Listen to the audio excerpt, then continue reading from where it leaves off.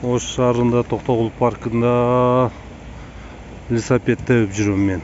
Мына салкын адамдар мындай отурат. Жасаңар, бар жогу көкмөк чөптөр. Көк чөп. Ассаламу алейкум урматтуу достор. Эстен чыгып калыптырбы? Жалал Абад шаарынын тургундары жана меймандары.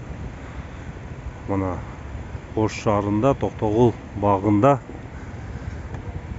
бара жатам. Мына адамдар пикник кылып, сабак кылып отурат. Мына кыздар сабак кылып отурат паркта. Мына пикник кылып отурат. Булар дагы студент болсо керек.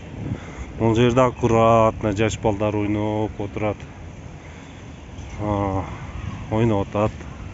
Могул жакта көк чөптө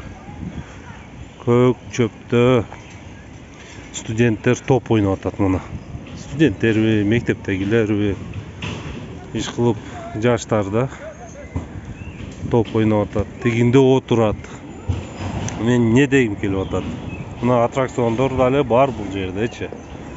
Бирок Жалал Абад паркында, багында барсаң, только мындай ушундай жанагыларды коюп ташаган батут каруселдерди.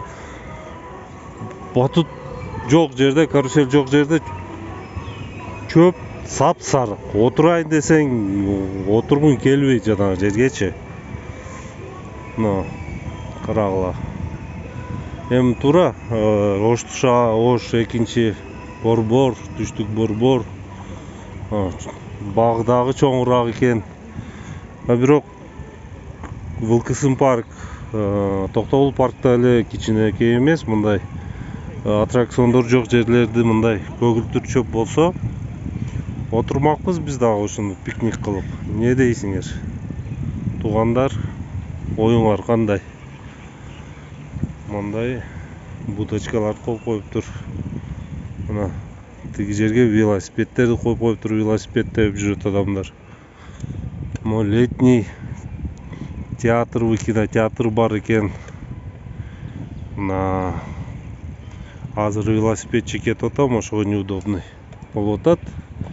Бир отдельно тартыш керек бактарды айланып.